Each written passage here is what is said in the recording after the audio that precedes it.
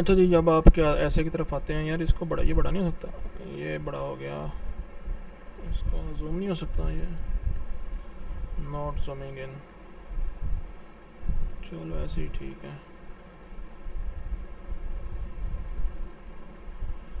अच्छा जी, John मेशिमर a renowned scholar in international relations. In international relations, there should be in international, I think on international relations, argued in his book The Tragedy of Gobble. ये अगर लिखा ना तो आपने ऐसे लिखना है, ठीक है, और यहाँ पे कॉमा लगाना है। At state in the international system augment, ये ऑगमेंट का लफ्ज़ आप बहुत यूज़ कर रहे हो, ये जो है ना मीन्स के this is not formal and academic word for using in essay. No, there are many other words. Yeah, increase, उसके अलावा आप लिख सकते हो enhance, promote. Okay, system there either through defensive or offensive way. That means the nature of the international system is dynamic. Okay.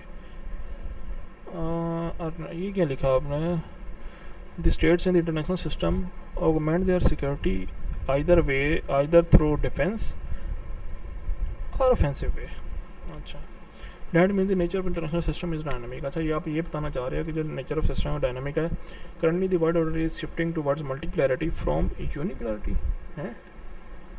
Currently the world system is shifting towards multipolarity from unipolarity. या okay okay, there will be बहुत challenges and opportunities for Pakistan in an emerging.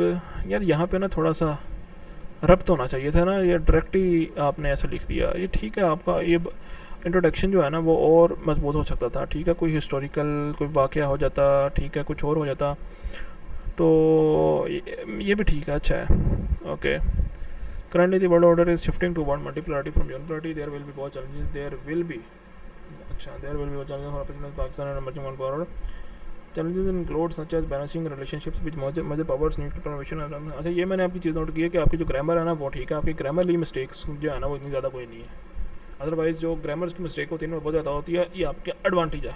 There is no such grammarly mistake. Additionally expansion of terrorism is also major challenge. अच्छा ठीक है, ये आपने अच्छा लिखा है, लेकिन ना टेररिज्म जज नहीं रहा, ठीक है, और ये न्यूक्लियर वाला, ये दो चीज़ें जो मज़े की नहीं है। However, it should be noted that multipolarity will also bring opportunities for Pakistan, such as opportunity to boost its economy and to pursue independent foreign policy. Along with that, Pakistan can play a leading role in Muslim society due to its nuclear power capability and become a middle power. Note आपने यहाँ पे कोई ना बहुत चीज़ें miss कर दी हैं। Multipolar पे आप मिल तो पाकिस्तान की मिनरल्स ठीक हो गया, जोग्राफ़ी, उसके अलावा मिनरल्स हो गया, जोग्राफ़ी हो गया, उसके अलावा ये भाई ये चीज़ें हैं, ये आपको ना ये आपने दो चीज़ें मिस की हैं, ठीक है, कि पाकिस्तान के पास मिनरल्स है वो पाकिस्तान एक्सपोर्ट कर सकता है, उसके बाद पाकिस्तान मल्टीपोलैरिटी अपनी एक्सपोर्ट्स जो है वो ज़्यादा कर सकता है। ये चीज़ आपने मेरे ख्याल लिखी हुई है, ठीक है। जो आपकी है ना opportunities, these are good, these are the levels of the standard CSS essay, yeah, but not too good, yeah, there could emerging technologies हो सकता था, इकोनॉमिक सेक्टर हो सकता था, ये चीज़ें जो आपने है ना वो थोड़ी सी मिस की हैं। अच्छा जी, इन शॉर्ट ये आपका जो है ना इंट्रोडक्शन बहुत ही छोटा है, सही है, इंट्रोडक्शन जो है ना वो ठीक है, आपका एक तो खुला खुला लिख रहा है, ये कम से कम भी 100 वर्ड्स होंगे, कम से कम 150 वर्ड्स तो होना चाहिए ना, मतलब 160 CSS कैसे के लिए 160 170 वर्ड्स तक जो है ना वो लिख सकते हो। अच्छा जी, first of all it is pertinent to explain the multipolar world order.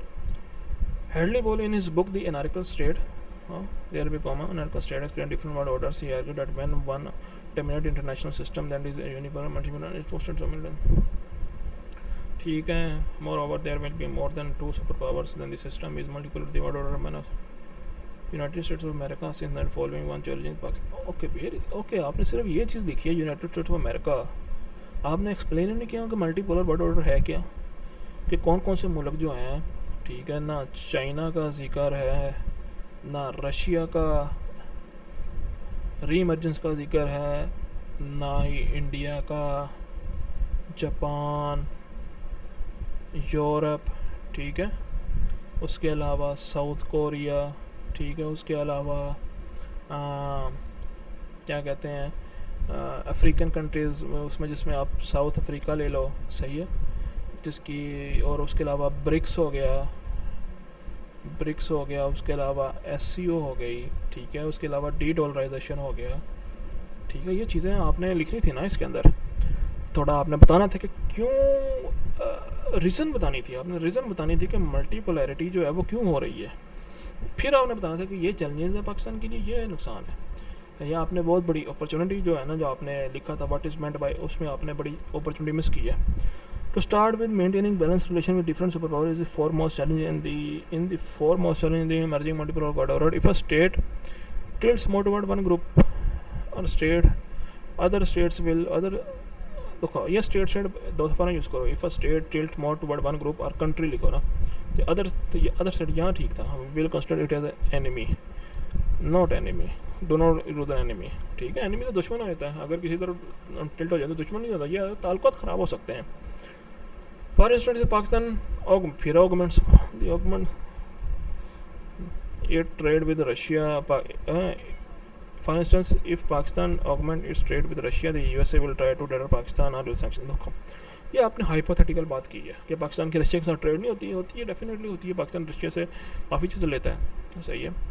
Pakistan गंदम वगैरह रशिया से लेता है, और भी कुछ चीज़ें हैं, वो आप सर्च करोगे तो आपको मिल जाएगा पाकिस्तान रशिया की ट्रेड की क्या इंपॉर्टेंस है। तो पाकिस्तान रशिया की ट्रेड होता है आपका जो है, एक तो हाइपोथेटिकल है, no reference, no book, no fact, ठीक है, नो स्टैट, नथिंग, कुछ भी नहीं है। आपने यहाँ पे आपने जो है ना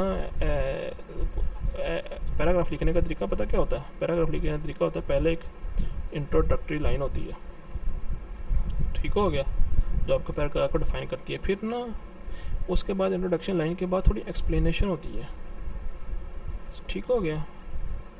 फिर एक्सप्लेनेशन के बाद जो है ना मेरी जान, उसके में होता है एविडेंस होता है, ठीक है। एक्सप्लेनेशन में एक भी हो सकता है, दो भी हो सकता है, और CSS में 3 तक भी हो सकते हैं कि आप 3 सेंटेंस लिख लो। फिर आपकी होती है एग्जांपल, जिसको हम एविडेंस भी बोलते हैं, ठीक है। चौथे पे होता है एग्जांपल को आपने एनालाइज करना होता है कि इसका इफेक्ट क्या है, इसकी वजह, यहाँ आपने मतलब वजूहात बतानी होती है कि इसकी वजूहात क्यों हैं, ठीक हो गया। और दूसरी बात फिर होती है एग्जांपल के बाद एनालाइज करना था कि अगर ये एग्जांपल के बाद ये चीज़ें हो रही हैं, इफ़ेक्ट्स, ठीक है। एनालाइज, इसको कहते हैं एनालाइज कर रहा है, एनालाइज, ठीक है। और लास्ट में होता है कंक्लूडिंग सेंटेंस, जो कि आपका लिंक होना चाहिए आपका ऐसे के साथ, नोट, ठीक है, ये ऐसे के साथ होना चाहिए, आपका लिंक होना चाहिए नेक्स्ट पैराग्राफ लिखने वाले, जो नेक्स्ट पैराग्राफ लिखने वाले हो ना, वो आपको वो स्पॉट होना चाहिए, ठीक है। This is something you need to work on very very hardly and attentively you need to work on the paragraphs, okay. और उसके बाद